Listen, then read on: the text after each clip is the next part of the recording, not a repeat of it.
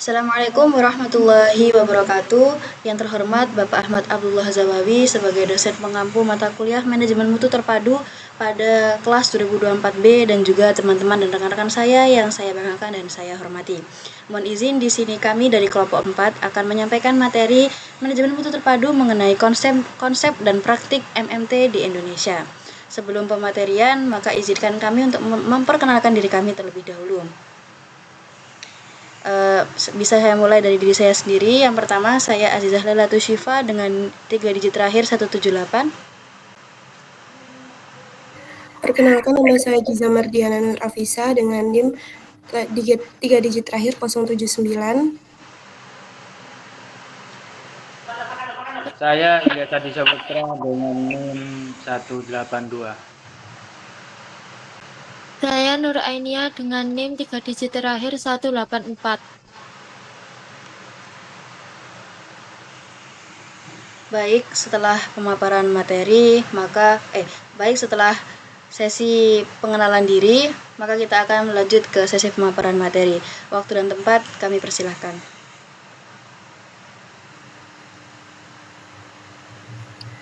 Baik, di sini saya akan menjelaskan mengenai pendahuluan tentang manajemen mutu terpadu. Manajemen mutu terpadu atau MMT dalam pendidikan di Indonesia merupakan strategi penting untuk meningkatkan daya saing institusi pendidikan seperti sekolah maupun kampus, serta memperkuat kualitas lulusannya. Konsep MMT atau TKM tidak hanya berfokus pada jumlah, tetapi juga mencakup berbagai aspek, seperti tuntutan publik dan aturan pemerintah yang terus berubah. Inti dari MMT adalah mengubah budaya kerja yang lama menjadi budaya mutu yang lebih baik, terutama dalam proses belajar mengajar serta layanan administrasi. Namun, proses perubahan ini membutuhkan waktu dan kesabaran. Untuk mencapai perbaikan mutu pendidikan yang berhasil, diperlukan kerjasama dan keterlibatan seluruh pihak, mulai dari manajemen puncak, di mana ada kepala sekolah atau rektor, guru, dan staf pelaksana, hingga pemangku kepentingan eksternal seperti orang tua, siswa, dan dinas pendidikan. Lalu untuk poin pembahasan dalam materi kita ada 4. Yang pertama, konsep dan prinsip dasar. Yang kedua, aturan dan peran pihak terkait. Yang ketiga, ada penerapan dalam dunia nyata. Dan yang terakhir, ada hambatan dan hasil yang dicapai. Lalu untuk materi yang pertama yaitu dari konsep dasar manajemen mutu terpadu atau MMT. Manajemen mutu terpadu atau MMT menurut para ahli yang saya ambil dari jurnal Bintari et al. Pada tahun 2022, yang dimana untuk ahli yang pertama yaitu dari Vincent Gaspers pada tahun 2005 disebutkan bahwa manajemen kualitas terpadu didefinisikan sebagai suatu cara meningkatkan performansi secara terus-menerus pada setiap level operasi atau proses dalam setiap area fungsional dari suatu organisasi, dengan menggunakan semua sumber daya manusia dan modal yang tersedia. Lalu untuk ahli yang kedua yaitu John S. Oakland pada tahun 2003 yang menyebutkan bahwa manajemen mutu terpadu lebih dari sekedar mengalihkan tanggung jawab untuk mendeteksi masalah dari pelanggan ke produsen, sehingga bisa disimpulkan bahwa MMT adalah bukan sekedar perubahan tempat tanggung jawab untuk menemukan masalah mutu, melainkan suatu pendekatan menyeluruh dan berkelanjutan yang bertujuan untuk meningkatkan performa organisasi di setiap tingkatan dan proses.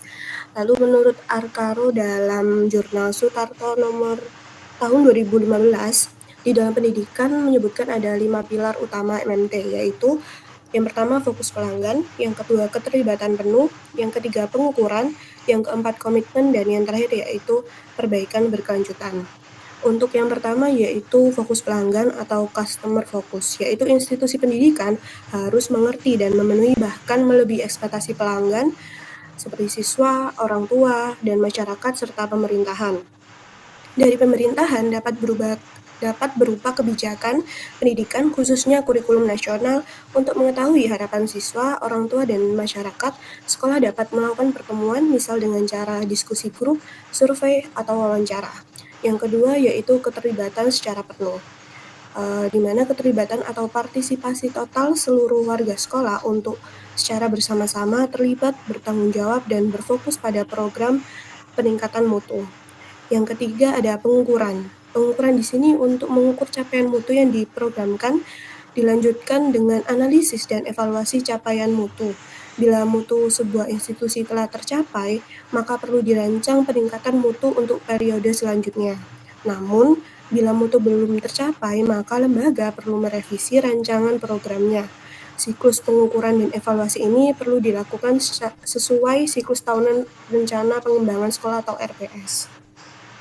Lalu yang keempat ada komitmen, di mana komitmen sendiri yaitu komitmen pimpinan tingkat atas dan menengah seperti kepala sekolah dan para wakilnya dan ketua divisi untuk memfasilitasi atau menyediakan kebutuhan guru, staf, siswa, dan warga sekolah lainnya untuk mengelola perubahan dan meningkatkan mutu lembaga pendidikan.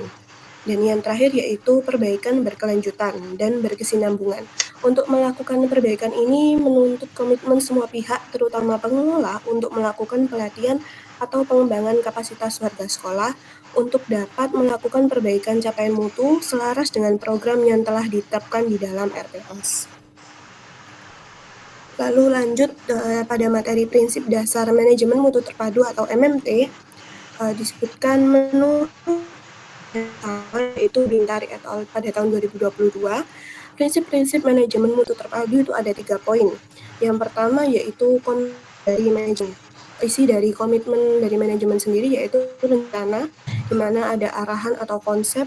Lalu yang kedua adalah lakukan, di adanya penyebaran, dukungan, atau partisipasi. Yang ketiga ada cek atau tinjauan. Lalu yang terakhir ada aksi, yang dimana aksinya itu mengenali, berkomunikasi, serta merevisinya. Untuk poin yang kedua yaitu pemberdayaan karyawan. Di dalam pemberdayaan karyawan sendiri terdapat pelatihan, tim terbaik, pengukuran, dan pengenalan dan skema motivasi. Dan poin terakhir yaitu perbaikan berkesinambungan. Di dalam perbaikan berkesinambungan ini terdapat pengukuran secara sistematik, tim terbaik, persilangan fungsi, proses manajemen, mencapai, mempertahankan, dan meningkatkan standar, fokus ke pelanggan, kemitraan dengan pemasok, hubungan layanan dengan pelanggan internal, dan yang terakhir ada customer atau penentu standar. Untuk materi selanjutnya bisa dijelaskan oleh rekan saya. Baik, terima kasih kesempatan dan waktunya yang telah diberikan oleh Mbak Giza kepada saya. Di sini saya akan sedikit menjelaskan aturan dan peran pihak terkait yang berhubungan langsung dengan manajemen mutu terpadu di Indonesia. Yang pertama yaitu aturan dari manajemen mutu terpadu di Indonesia menurut Undang-Undang Republik Indonesia Nomor 19 Tahun 2005 Pasal 91. Sebelumnya maaf, ini saya ambil dari jurnalnya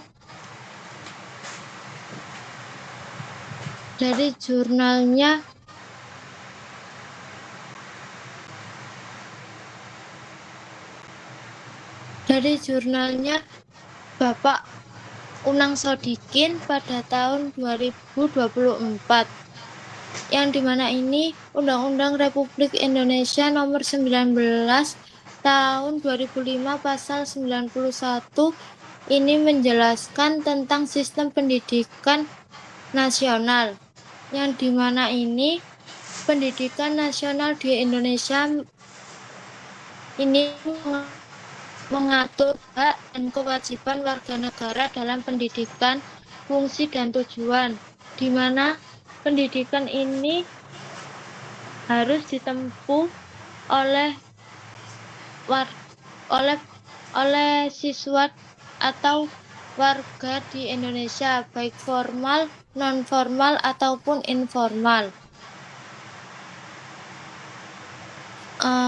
Usaha ini menciptakan suasana belajar dan proses belajar yang dimana menjadikan peserta didik berkembang secara aktif dan potensi secara spiritual.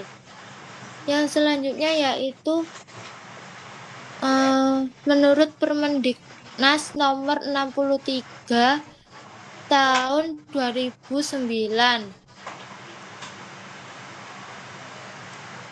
di mana ini mengatur sistem penjaminan mutu pendidikan atau biasa disingkat dengan SPMB, di mana ini kegiatan yang sistematik dan terpadu dilakukan untuk satuan pendidikan dalam menyelenggarakan pendidikan di pemerintah daerah maupun pemerintah pusat yang dengan tujuan meningkatkan mutu pendidikan, baik pendidikan tingkat kecerdasan kehidupan berbangsa.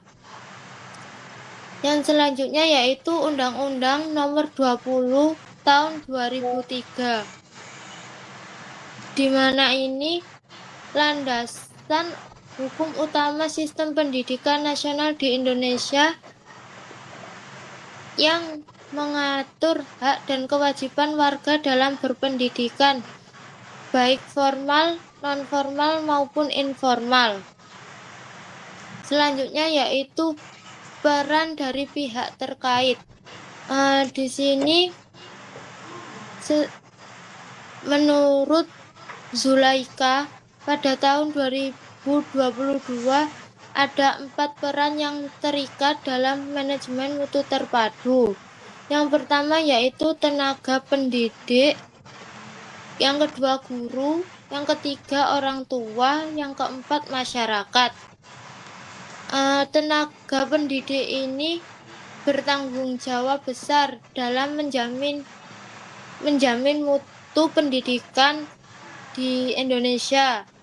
Dalam hal ini, tenaga pendidik bertanggung jawab dalam proses pembelajaran, penelitian, dan pengabdian masyarakat. Yang selanjutnya yaitu guru.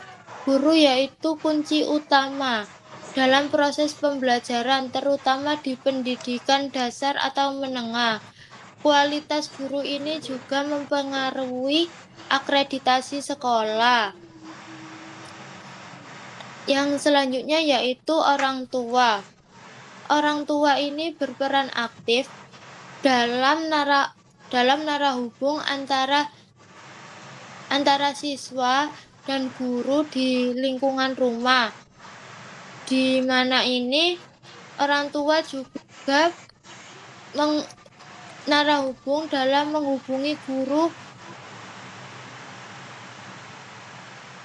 menghubungi guru atau menginformasikan kegiatan positif apa saja yang dilakukan murid di rumah. Yang keempat yaitu masyarakat. Masyarakat ini berpengaruh dalam dunia pendidikan dengan memberikan dukungan dalam lembaga pendidikan. Dalam hal ini, masyarakat mendorong dalam meningkatkan mutu pendidikan. Baik, itu saja materi yang dapat saya sampaikan. Slide selanjutnya akan disampaikan oleh rekan saya.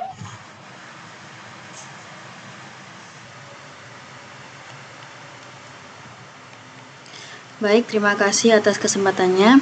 Maka di sini saya akan menjelaskan mengenai materi penerapan dalam dunia nyata. Di sini saya mengambil jurnal milik Aini Husna, yang dimana jurnal ini merupakan jurnal penelitian di SD Budi Mulia 2 Sedayung. Nah, kenapa saya mengambil dari penerapan dalam dunia nyata di SD Budi Mulia 2, dikarenakan dari jurnal-jurnal yang saya temukan, saya menganggap bahwa SD Budi Mulia ini sudah menjadi sebuah tolak ukur yang berhasil dalam penerapan MMT-nya. Maka saya akan menjelaskan materi mengenai penerapan dalam dunia nyata. Misi utama dari sebuah organisasi yang menerapkan manajemen mutu terpadu adalah memenuhi kebutuhan dan harapan pelanggan. Organisasi yang unggul adalah organisasi yang hubungan dengan pelanggannya memiliki obsesi terhadap mutu. Mutu harus sesuai dengan harapan dan keinginan para pelanggannya. Nah, dalam penerapan di dunia nyatanya, di SD Budi Mulia 2 ini ada beberapa aspek yang ikut membantu dalam penerapan MMT-nya. Nah, Bisa di slide selanjutnya. Nah, beberapa aspek yang mempengaruhi manajemen mutu terpadu di SD Budi Mulia Sedayu. Yang pertama yaitu aspek sumber daya manusia. Untuk aspek sumber daya manusianya sendiri ialah manajemen sumber daya manusia merupakan pendekatan strategis dan koheren untuk mengolah aset paling berharga milik organisasi, yaitu orang-orang yang bekerja di dalam organisasi. Nah, sumber daya manusia dalam konteks manajemen mutu terpadu, pendidikan merupakan pelanggan internal yang menentukan mutu lulusan dan organisasi. Oleh karena itu, berhasil atau tidaknya implementasi manajemen mutu terpadu di SD Budi Mulia II Sedayu sangat ditentukan oleh faktor sumber daya manusianya. Yang terlihat di dalamnya yaitu pendidik dalam kurung adalah guru dan juga tenaga kependidikan. Nah, upaya dalam pengembangan sumber daya manusia di SD Budi Mulia II Sedayu ini meliputi pengembangan profesionalisme guru melalui kegiatan diklat atau sertifikasi guru serta pelatihan pembelajaran IPA, matematika dan bahasa Indonesia. Seperti tujuan dari MMT yaitu merubah dari gaya organisasi lama menjadi sebuah organisasi baru yang mendapatkan mutu yang efektif, maka pelatihan guru ini agar para tenaga pendidik ini bisa menjadi guru yang mampu meningkatkan mutunya. Lalu yang selanjutnya ialah aspek lingkungan. Salah satu yang menunjukkan kualitas sekolah dilihat dari pendekatan manajemen mutu terpadu adalah memiliki situasi dan kondisi lingkungan sekolah yang kondusif. Situasi dan kondisi yang kondusif ini dapat dilihat dari berbagai hal, yaitu keamanan, kenyamanan, suasana lingkungan, dan hubungan yang tercipta di antara warga sekolah, termasuk dengan masyarakat sekitar sekolah.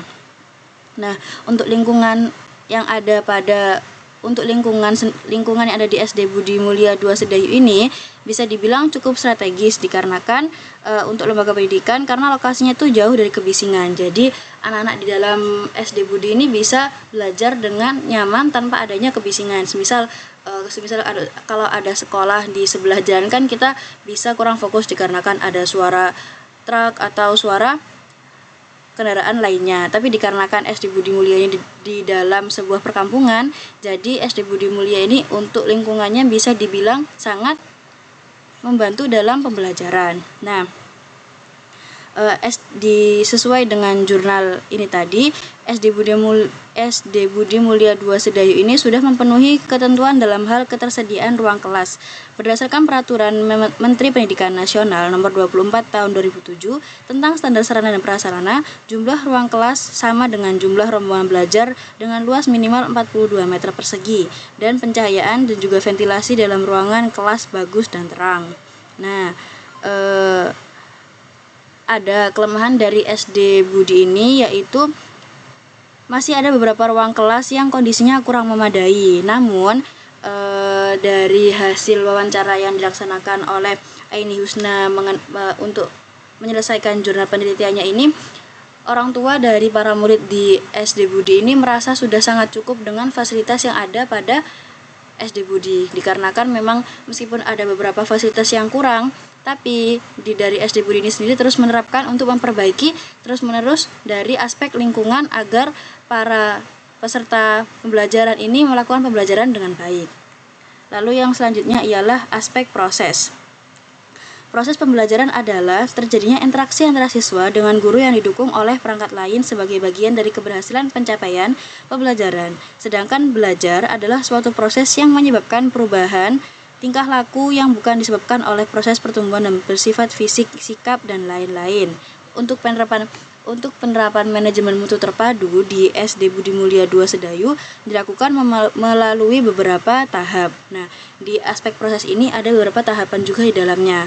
Yang pertama yaitu perencanaan pembelajaran. Guru-guru di SD Budi Mulia II terlebih dahulu membuat rencana persiapan pembelajaran atau RPP sebelum melaksanakan kegiatan pembelajaran. Lalu yang selanjutnya yaitu pelaksanaan pembelajaran. Nah, pembelajaran adalah suatu istilah yang mengilustrasikan proses komunikasi dua arah antara guru dan siswa. Berdasarkan hasil observasi yang dilaksanakan oleh Aini Husna, SD Budi Mulia ini guru sudah melaksanakan kegiatan seperti menjelaskan ringkasan materi yang telah disampaikan pada pertemuan-pertemuan sebelumnya dengan cara penjelasan yang epik dan juga membuat para siswa itu tidak bosan dengan penjelasan yang monoton. Jadi di SD Budi Mulia ini guru-guru melaksanakan pematerian bukan hanya dengan lewat pembelajaran yang sangat formal, namun juga ada ice breaking. Namun dalam ice breaking itu tadi ada pembelajaran-pembelajaran yang membuat dari para siswa ini tidak bosan. Lalu yang terakhir itu evaluasi pembelajaran. Di tahap evaluasi pembelajaran ini mutlak dilakukan untuk mengetahui sejauh mana siswa mampu menyerap apa yang telah diajarkan oleh gurunya selama proses pembelajaran. Di SD Budi Mulia melakukan evaluasi dalam kegiatan pembelajaran. Evaluasi yang dilakukan oleh guru meliputi aspek kognitif, afektif, dan psikomotorik. Evaluasi pada aspek-aspek ini bertujuan agar apabila ada kekurangan yang dirasakan pada seorang siswa, dari guru bisa melaksanakan perbaikan agar para siswa juga bisa mencapai ke mutu-mutu pendidikan yang sudah ditetapkan di SD Budi. Baik, lalu yang terakhir ada di aspek output atau lulusan.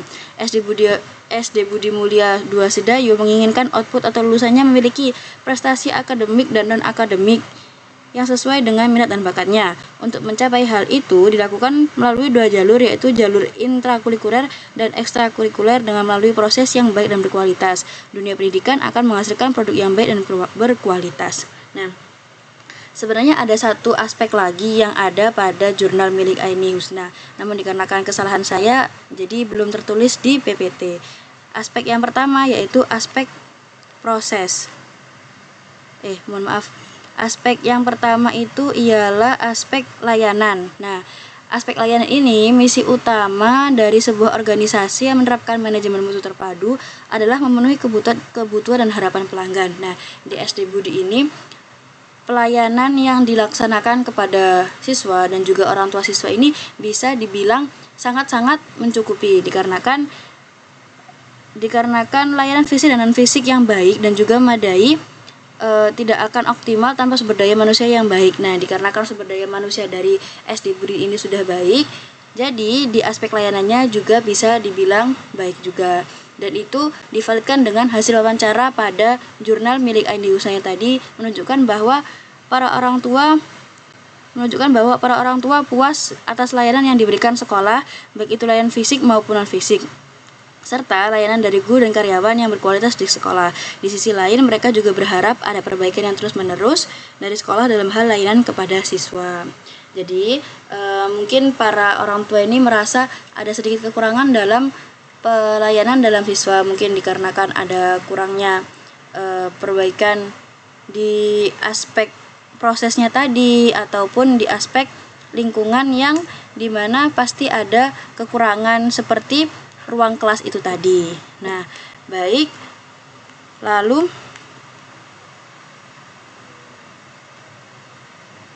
penerapan manajemen mutu terpadu di SD Budi Mulia Sedayu membawa dampak positif berupa meningkatnya prestasi sekolah maupun prestasi siswa dalam kinerja guru. Maka bisa dibilang manajemen mutunya bisa sudah tercapai dengan baik. Nah, peningkatan prestasi sekolah maupun prestasi siswa dan kinerja guru tentunya akan membuat warga sekolah termasuk orang tua murid bangga. Kebanggaan ini mendorong kepuasan siswa dan wali murid terhadap sekolah sehingga mereka akan mengirim putra-putrinya ke sekolah ini dan merekomendasikan orang lain untuk memilih sekolah ini. Nah, dampak lain yang ditimbulkan oleh penerapan manajemen mutu terpadu di SD Budi Mulia 2 Sedayu adalah pada peningkatan biaya yang dibutuhkan untuk melakukan perbaikan sarana dan prasarana maupun pelatihan bagi guru dan karyawan. Peningkatan biaya sekolah menimbulkan tantangan tersendiri karena masyarakat sekitar sekolah rata-rata berada pada kondisi ekonomi yang menengah. Nah, dikarenakan hal ini mengakibatkan turunnya minat orang tua, maka dengan berhasilnya manajemen mutu ini dikembangkan di SD Budi dan juga semakin banyaknya siswa yang berada di sana, maka kurangnya dana ini bisa tertutupi oleh banyaknya siswa yang mendaftar pada SD Budi ini. Baik, sekian materi yang bisa saya sampaikan. Materi selanjutnya akan disampaikan oleh rekan saya. Baik, terima kasih atas waktunya. Baik, di sini saya akan membahas mengenai hambatan-hambatan yang dihadapi dalam pelaksanaan manajemen mutu pendidikan serta hasil-hasil yang berhasil dicapai. Bagian ini tuh penting karena dari hambatan kita bisa memahami apa saja kendala nyata yang dihadapi di lapangan. Sedangkan dari hasil, kita bisa melihat sejauh mana strategi dan upaya yang dilakukan dapat memberikan dampak positif bagi lembaga pendidikan.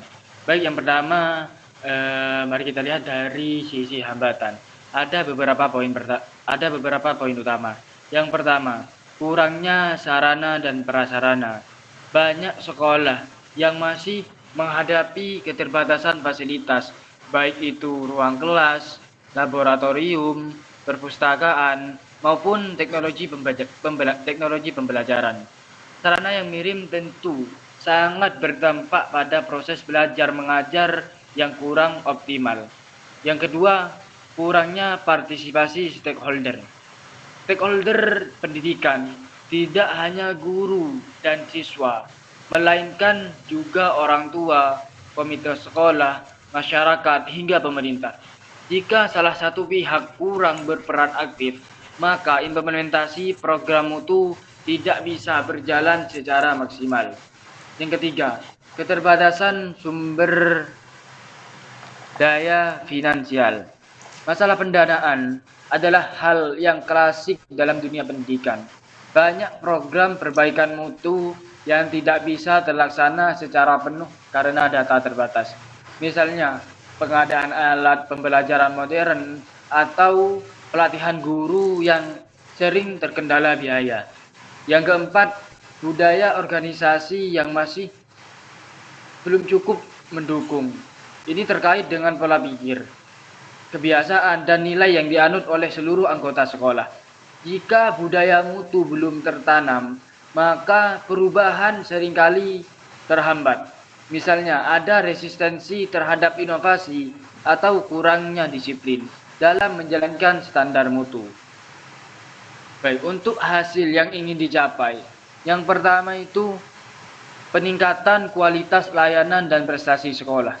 Sekolah yang konsisten menerapkan manajemen mutu biasanya mengalami peningkatan baik dalam hal pelayanan pendidikan maupun prestasi siswa sendiri, baik akademik maupun non-akademik. Yang kedua, kepuasan pelanggan dan perbaikan berkelanjutan. Dalam konteks pendidikan, pelanggan bisa diartikan sebagai siswa, orang tua, maupun masyarakat. Ketika nantinya mutu itu meningkat, tingkat kepuasan mereka juga akan bertambah. Selain itu, prinsip continuous improvement atau perbaikan berkelanjutan juga nantinya bakal terbentuk. Yang ketiga, efisiensi pengelolaan dan profesionalisme guru. Jadi, profesionalisme guru dengan adanya standar mutu ini, pengelolaan sekolah bisa menjadi lebih efisien, terarah, dan sistematis. Guru juga dituntut lebih profesional, baik dalam perencanaan pembelajaran, pelaksanaan, maupun evaluasi. Yang keempat atau yang terakhir, budaya mutu yang berkelanjutan. Hasil paling penting adalah terciptanya budaya mutu itu sendiri. Artinya, mutu bukan sekadar program sementara, melainkan menjadi nilai yang tertanam di seluruh warga sekolah, sehingga dapat terus dipertahankan dan dikembangkan di masa depan. Jadi, bahwasanya hambatan memang dihindari dalam penerapan manajemen mutu pendidikan. Namun dengan adanya kerjasama, komitmen, dan inovasi, hambatan-hambatan tersebut bisa diatasi secara bertahap. Untuk hasil-hasil yang sudah dicapai menunjukkan bahwa penerapan manajemen mutu memiliki dampak yang sangat nyata, baik untuk guru, siswa, maupun sekolah secara keseluruhan. Dengan demikian, upaya untuk membangun budaya mutu harus terus dilakukan agar keberhasilan ini berkelanjutan. Baik, cukup itu saja dari saya. Untuk materi selanjutnya akan dijelaskan oleh teman saya. Baik, di sini saya akan membacakan kesimpulan dari materi-materi tadi dan juga dari jurnal yang saya ambil milik Wulandari dan Setiawan 2024. Maka, penerapan TKM pada lembaga pendidikan didasarkan pada peningkatan mutu dan harus dilaksanakan secara terpadu dan berkesinambungan oleh seluruh anggota sekolah untuk memenuhi kebutuhan pelanggan. Dalam kurung, maksud dari pelanggan itu sendiri ialah peserta didik, orang tua, masyarakat, dan pemangku kepentingan lainnya. Pendekatan proses penting diterapkan di lembaga pendidikan karena didasarkan pada hubungan proses yang saling terkait yang memungkinkan pencapaian tujuan organisasi, kegiatan berkesinambungan, dan juga berkelanjutan.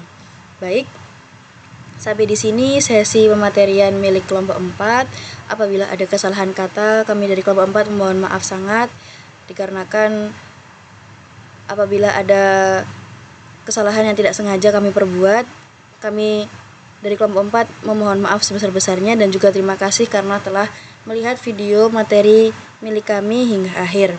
Kami ucapkan terima kasih dan juga mohon maaf kepada Bapak Ahmad apabila materi-materi yang kami sampaikan ada kesalahan. Terima kasih. Wassalamualaikum warahmatullahi wabarakatuh.